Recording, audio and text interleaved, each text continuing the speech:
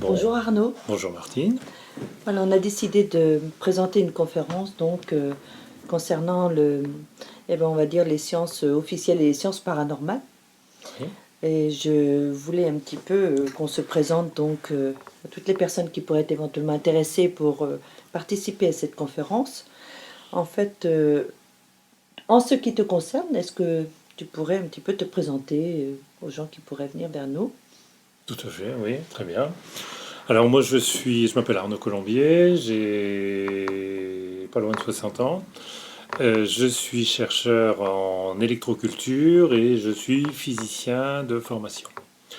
Alors l'électroculture en deux mots, c'est une technique agricole qui consiste à injecter de l'électricité dans le sol pour améliorer la fertilité du sol et avoir des plantes qui sont, qui ont une croissance beaucoup plus importante et qui sont dans une excellente santé, une très bonne santé, ce qui permet de pouvoir compenser certaines techniques agricoles qui sont plus proches de la nature. Tout ça pour dire qu'on peut préciser que c'est de la culture bio. Ah, bien sûr que c'est de la culture essentiellement bio, le but étant de faciliter les réactions électro-biochimiques existant naturellement dans le sol et qui imprègnent les plantes. Très Voilà. bien. Alors le fait, excuse-moi Martine, Oui. le fait d'utiliser cette technique m'a fait découvrir un monde très particulier qui est le monde du paranormal, entre autres, hein, puisque ça n'est que grâce aux plantes, j'ai découvert un certain nombre de techniques paranormales que les plantes ont naturellement, comme les animaux, comme aussi bien les humains. Voilà. Passionnant. Alors moi j'aurais envie de te poser une question. Entre les sciences officielles et les sciences dites paranormales, la différence, est-ce qu'il y en a une? Comment on la définirait? Alors officiellement, la science est divisée en deux. Nous avons les sciences officielles, donc qui sont en général liées à la physique de l'énergie, c'est-à-dire cette physique qui est étudiée à l'école, qui est étudiée par tous les physiciens et qui est à l'origine de tous les bienfaits technologiques que nous avons à notre disposition. Et puis, il existe d'autres sciences qui sont plutôt classées comme pseudosciences, qui regroupent l'ensemble de phénomènes que les physiciens ne savent pas expliquer, tels que la voyance, tels que la- les guérisons, tels que les fantômes, etc. Enfin, tous ces phénomènes auxquels on a été confronté ou on est confronté. La Et télépathie? la télépathie, bien sûr. Et toutes ces pseudosciences, ben, en fait, rentrent dans ce qu'on pourrait appeler la science du paranormal, qui, à mon avis, va mettre quelques années encore pour rentrer dans la science officielle. Et d'ailleurs, on a quelques exemples de sciences qui étaient paranormales et qui maintenant sont rentrées dans la science officielle. Et ces sciences-là ont besoin d'être étudiées, mais elles font intervenir d'autres paradigmes qui aujourd'hui sont un petit peu en contradiction avec ce que savent les physiciens. Alors en fait, moi, ce que j'aurais envie de poser comme question, Arnaud, c'est quand on parle de sciences officielles, on comprend bien qu'on peut imaginer des unités de mesure, des appareils qui peuvent attester de certaines choses. Et des sciences paranormales, on penserait à ce que tu appelles des ondes subtiles. Par rapport à la pensée, le psychisme, qui est le sujet que nous allons traiter au cours de la conférence du 22 novembre prochain, qu'est-ce qu'on pourrait dire de la pensée? Alors avant de parler de la pensée, je vais parler d'un terme que tu as utilisé qui est les ondes subtiles. En fait, ce qui caractérise beaucoup les sciences paranormales par rapport aux sciences officielles, c'est que le paranormal ne se mesure pas. C'est-à-dire qu'on n'a aucun appareil de mesure qui permet de pouvoir attester de la réalité, par exemple de la télépathie, ou de la réalité d'une guérison faite par un praticien magnétiseur ou guérisseur. Pourquoi? Parce que on s'aperçoit à juste titre que les phénomènes qui sont mis en jeu ne sont pas de notre technologie, de la technologie de la science dite de l'énergie, où tous les appareils de mesure qui sont utilisés par les physiciens ne font qu'une seule mesure, c'est mesurer l'énergie qui peut circuler dans une expérience de physique. On ne sait mesurer que l'énergie qui circule. Alors on dit en fait que la pensée crée l'action. Alors qu'est-ce qui nourrit cette pensée qui crée l'action? Alors pour venir à la pensée est quelque chose que tout le monde pratique tout le temps en permanence, sauf qu'on n'en est pas très conscient. Et cette pensée, en fait, c'est un phénomène paranormal, au même titre que l'intuition est un phénomène paranormal. Où tout le monde est concerné finalement, ça concerne tout le monde finalement, le paranormal. Tout le monde est concerné par le paranormal. Et certaines personnes ont des capacités particulières, c'est-à-dire qu'ils sont capables d'avoir une possibilité de développer une capacité. Bon, on ne veut pas dire un don, je veux pas parler de don, une capacité à savoir être télépathique, à savoir guérir, à savoir penser des plaies, à savoir trouver de l'eau en profondeur, etc., comme le radiesthésiste, comme le sourcier, etc. Est-ce Et, qu'on peut parler de capacité extrasensorielle? alors, on va les classer dans les capacités extrasensorielles, comme on pourrait classer la musique dans les arts. Et c'est cette capacité qui, en se développant, permet de pouvoir exceller dans ce domaine. Mais Mozart est quelqu'un qui avait une capacité en musique, et on connaît ses œuvres qui sont magnifiques. Et quelqu'un qui a une capacité à pouvoir guérir et aussi détenteur de cette possibilité qu'on va appeler capacité paranormale. Mais ces capacités paranormales sont tout à fait normales. Elles font partie de l'intelligence humaine et de la conscience humaine. Finalement, il n'existe pas de surnaturel, il existe du naturel à 100%. Le surnaturel n'existe pas, enfin, je ne l'ai pas encore rencontré. Ce sont des capacités qui aujourd'hui ne sont pas mesurées, donc elles sont difficilement quantifiables, mais elles font partie de la nature humaine, et donc à ce titre-là, il faut les accueillir comme n'importe quelle autre capacité humaine, que ce soit des capacités physiques, que ce soit des capacités intellectuelles, quelqu'un qui a une grande mémoire, quelqu'un qui a une capacité sportive très importante, sont sur le même plan que le guérisseur, que le radiesthésiste. Alors du coup, quand tu parles de même plan, j'aurais envie d'imaginer qu'on est pratiquement tous reliés les uns aux autres, sous différentes formes, sur différentes ondes peut-être, mais on peut parler, donc on est tous en lien. Alors on est tous en lien, et ce lien n'est pas mesurable. Ça veut dire que je suis relié à Martine, je suis relié à tous les habitants de la Terre, je suis relié aussi à tous les animaux de la Terre, je suis relié à toutes les plantes de la Terre, puisque nous sommes fait du même, comme on dit, on est fait du même bois. Si on Donc peut, si on peut des dire. minéraux aussi, du bois, des minéraux. Et aussi la matière qu'on appelle inerte est aussi en lien avec chacun de nous.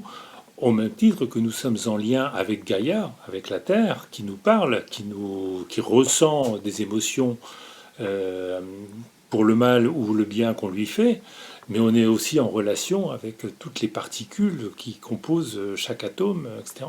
Et on est aussi en relation avec l'ensemble de l'univers, c'est-à-dire les galaxies et les galaxies les plus lointaines de l'univers, et avec l'univers entier. On est dans un espèce d'hologramme de conscience, de pensée, où tout est relié ensemble. Très T'es bien. sans voix, Martine. Ah oui, oui, mais je suis tout à fait d'accord sur le fait, en effet, que on peut se retrouver, enfin, on peut se voir tous reliés. Moi, je parle beaucoup de flexible et de figé. On peut imaginer que, en effet, certaines personnes ont tendance à figer un petit peu leur capacité. Alors chacun développe ses capacités en fonction de sa personnalité. Bon, il y a certains savent qu'ils sont, on leur a dit qu'ils étaient un peu médiums ou qu'ils étaient radiesthésistes, etc.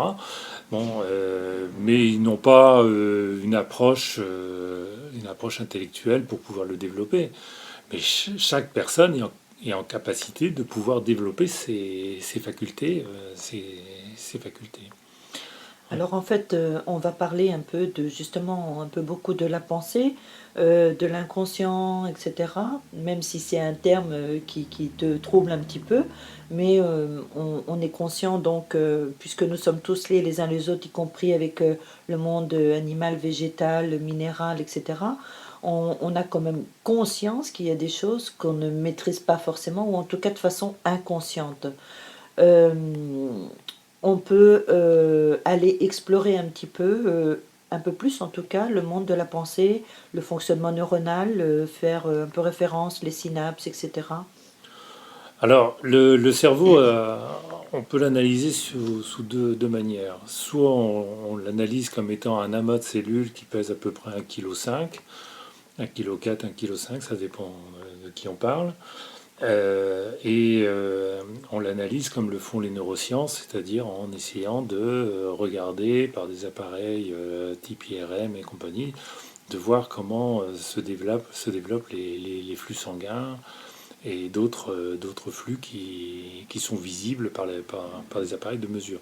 On est toujours dans des appareils de mesure d'énergie et non pas des appareils de mesure on va dire, d'ondes subtiles, c'est-à-dire d'un autre paradigme.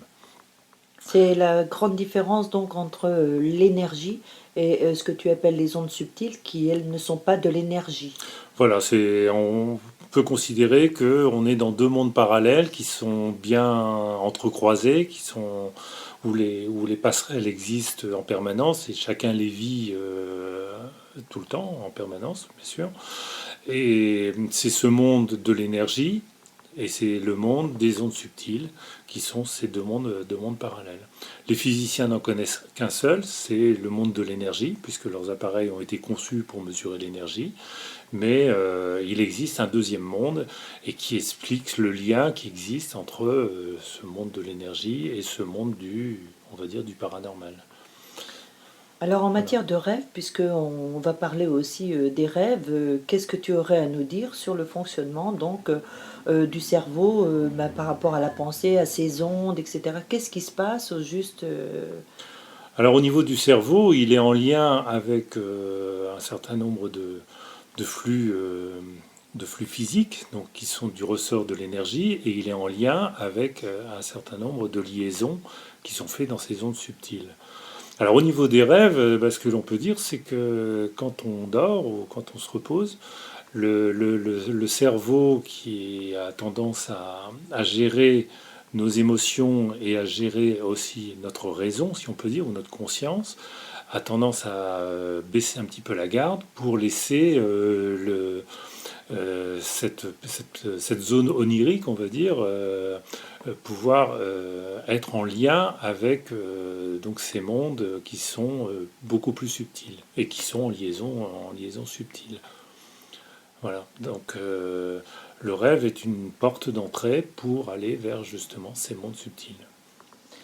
prendre conscience en fait, puisqu'on sait de toute façon que on passe beaucoup plus de temps à être dans l'imaginaire, dans l'inconscient, on va dire, fonctionner avec son inconscient plutôt qu'avec sa conscience.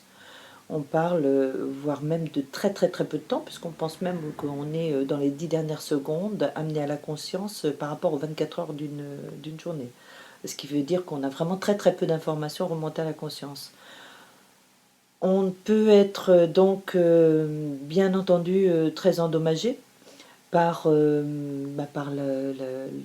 vie, par les traumas, par les blocages émotionnels, etc. Et le rêve est donc le système d'alarme justement qui permet d'évacuer un peu les tensions du cerveau, puisque si le cerveau ne rêvait pas, il mourrait. Oui, probablement que le cerveau mourrait, nous aussi.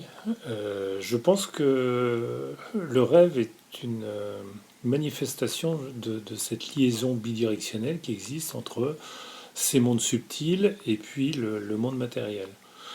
En sachant que toutes ces informations que nous, on génère par notre pensée s'en vont vers ces mondes subtils et on reçoit aussi beaucoup d'informations venant de ces mondes subtils et qui vont influencer notre raisonnement et notre manière de penser, notre manière d'imaginer.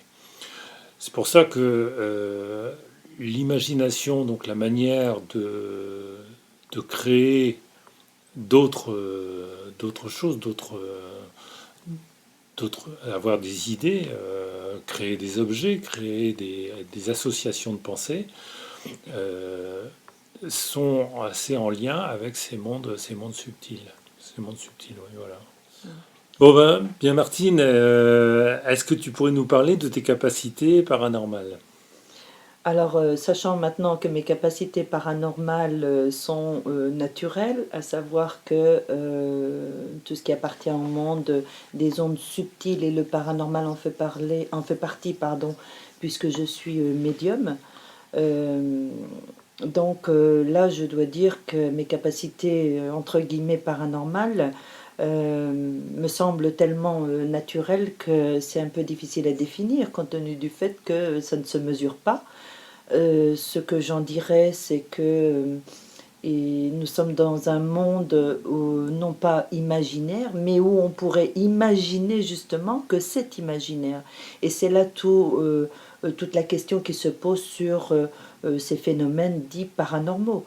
Euh, Est-ce que ça relève d'une illumination, d'une psychose, d'une maladie quelconque mentale, ou est-ce qu'éventuellement, en effet, on peut adhérer à ton analyse par rapport à ces ondes subtiles, et auquel cas on serait tous reconnus comme étant à plus ou moins haut, différents degrés, comme étant des êtres tout à fait capables de communiquer avec les entités, par le biais de la guérison spirituelle, par le biais de toute forme de guérison d'ailleurs. Je pense au Reiki, je pense à la radiesthésie, au magnétisme, etc. Bien Martine, est-ce que tu peux nous dire depuis quand tu as ces capacités paranormales et si c'est pas trop indiscret, comment tu t'en es aperçu? Alors en fait, j'ai beaucoup entendu lorsque j'étais enfant que j'étais une enfant pas comme les autres. Euh, et c'est vrai que je me suis toujours interrogée un peu, surtout d'ailleurs en regardant la nature, hein. Ma première découverte, ça a été de tourner les yeux vers le ciel. Je devais avoir 7-8 ans à peu près, où en fait j'ai regardé les nuages, j'ai vu qu'ils avançaient, et aussi curieusement que ça puisse paraître, je me suis posé la question pourquoi et comment les nuages avançaient. Et je pense avoir passé un peu ma vie à me poser des questions sur les mystères de la nature et de son fonctionnement, et ce qui m'a permis d'être plus attentive, oui, au fonctionnement de tous les êtres vivants, y compris les animaux, y compris les plantes dont tu parlais tout à l'heure. Alors après, il est vrai qu'il y a des situations qui font qu'on détecte des choses. Je pense à une sirène des pompiers qui passe, un avion qui virevolte dans le ciel, et j'ai une dizaine d'années et je sais qu'il va s'écraser. Et en effet, il s'écrase. Ça avait fait l'objet de la une de nos journaux, de nos quotidiens à l'époque. Alors pourquoi, comment? Il est vrai que si je demande ton intervention, c'est aussi pour essayer d'expliquer tout ça. Alors évidemment, on reste sur une part de mystère. Il n'y a pas de doute, il y a quand même un mystère. La source, on y va. On la trouve jamais véritablement. Oui. Et alors, en fait, les messages que tu reçois, comment ça se passe? C'est dans ton profond intérieur, Alors, t'as quelqu'un qui te parle à l'oreille, ça ne se passe pas tout à fait comme ça. Enfin, moi, j'entends pas me parler à l'oreille. Je dirais que je suis clairaudiente et clairvoyante, à savoir j'entends, je vois. Comme on pourrait imaginer faire un retour sur notre journée d'hier et se voir avec des amis ou nos collègues de travail et s'entendre se parler sur un projet de travail, etc. Donc, je pense que je suis sur des longueurs d'onde, comme tu le dis si bien, avec des entités du monde visible et invisible. Euh, de quelle façon, je suis bien incapable de le dire, c'est pour ça que tu es là d'ailleurs. Et après, je dirais que la raison pour laquelle je pense avoir voulu, en tout cas, continuer dans cette voie-là, c'était surtout parce que je pense qu'il y a des moyens de se mettre au service des autres, de l'humanité, sans folklore particulier, et puis surtout servir chacun à sa façon. Donc tu recevais des informations qui étaient très précises et en plus qui étaient en avance par rapport au temps, c'est-à-dire que tu voyais dans le futur. Et de par ton éducation, tu as voulu développer cette caractéristique pour pouvoir être une aide vis-à-vis des gens qui avaient besoin d'éclairage, qui avaient besoin d'être éclairés sur certains moments de leur vie, justement. Tout à fait. Alors il est vrai que ce que je pourrais ajouter aussi, c'est que je ne me suis pas contentée, en tout cas durant ces 35 ans d'exercice, je ne me suis pas contentée de faire le constat que je voyais et entendais des choses que d'autres n'entendaient pas ou ne voyaient pas. J'ai voulu aussi donner du sens à tout ça et donc j'ai décidé tardivement de faire une formation de psychologie en rêve éveillé libre. Pourquoi? Parce que le rêve éveillé répondait à une multitude de métaphores qui me viennent à l'esprit pour mettre en scène justement la vie des gens et comprendre un petit peu pour quelles raisons ils vivent des situations parfois très très difficiles et parfois récurrentes. C'est-à-dire que tu penses que dans les rêves, il y a moyen de décoder un certain nombre de messages qui vont permettre de donner un éclairage aux personnes qui sont en souffrance, on va dire. Voilà. Complètement. Et l'avantage du rêve éveillé, c'est que la personne n'est absolument pas endormie. On n'est pas dans le cadre de rêves nocturnes, bien qu'on peut les analyser aussi. C'est pas une question de dire dans les rêves on voit le futur, c'est absolument pas ça. Il s'agit pas de voir l'avenir, il s'agit de décoder un petit peu ce qui a pu se passer bloqué dans l'inconscient, dans le passé, pour pouvoir justement comprendre le présent et pouvoir anticiper l'avenir. C'est pas une méthode de voyance. Le rêve éveillé est une méthode qui vient complémentariser les ressentis que je peux avoir par rapport à mes capacités extrasensorielles intuitives. D'accord. Alors comment se passe une séance de rêve éveillé? Une séance de rêve éveillé, la personne donc vient auprès du praticien. Sa demande, elle rencontre une problématique concernant sa vie familiale, professionnelle, où elle a besoin, elle est artiste, elle a besoin de développer sa créativité parce que elle est un petit peu en pause depuis quelque temps, ou des travaux d'écriture, etc. Et cette personne, donc, elle a envie d'aller comprendre pour quelles raisons elle se trouve un peu bloquée dans certains scénarios de sa vie. Elle, elle entre en état de relaxation, soit elle est allongée, soit elle est en position confortable dans un fauteuil. Ça peut se faire chez elle aussi, hein, dans son univers. Et puis, quelques minutes suffisent, parfois moins, pour pouvoir, juste en fermant les yeux, lâcher un petit peu le contrôle de notre vie quotidienne et puis laisser aller, laisser émerger des images, un peu comme se faire un film. Et là, en partant de là, la personne a tout pouvoir sur son rêve, c'est-à-dire que c'est elle qui gère le temps de son rêve. Le praticien n'intervient absolument pas, donc c'est vraiment très, comment dirais-je, spontané chez la personne. Il n'y a pas de contrôle, il n'y a pas de manipulation de la part du praticien, ce qui est, je trouve, très très important pour pouvoir libérer la parole et les traumas par voie de circonstances. D'accord. Quand une séance de rêve, c'est-à-dire le rêve est terminé, c'est donc le patient qui décide de la fin de son rêve. Ça peut être un rêve qui peut durer 2 minutes, comme il peut durer 10 ou voire 30 minutes ou 40 minutes.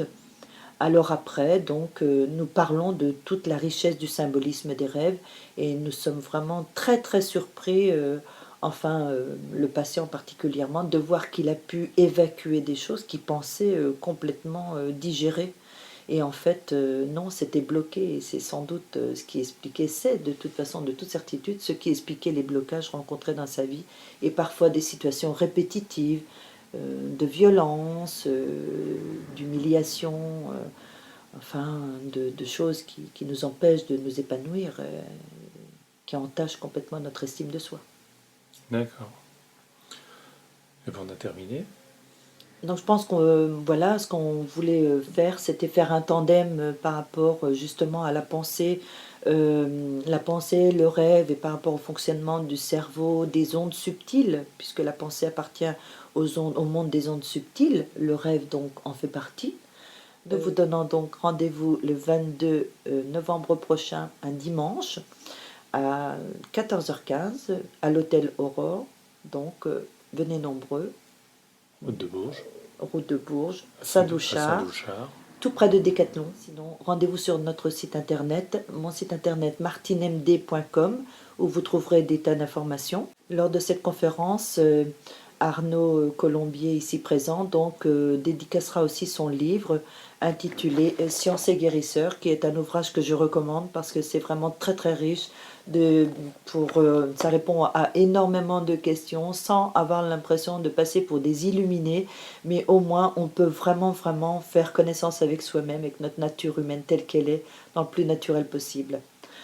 Alors Arnaud, et dans lequel j'explique ces nouveaux paradigmes auxquels les scientifiques et les physiciens sont confrontés et auquel il travaille quand même peu et à auxquels peu. un certain nombre travaillent. Et donc, c'est pas quelque chose qui est propre à moi-même, c'est quelque chose qui est partagé par toute une communauté scientifique. Voilà. Et bien donc, ton site internet, il suffit de taper Arnaud Colombier dans Google et vous le trouverez très facilement. Merci Très bien. Arnaud, à Merci bientôt. Martine, à bientôt.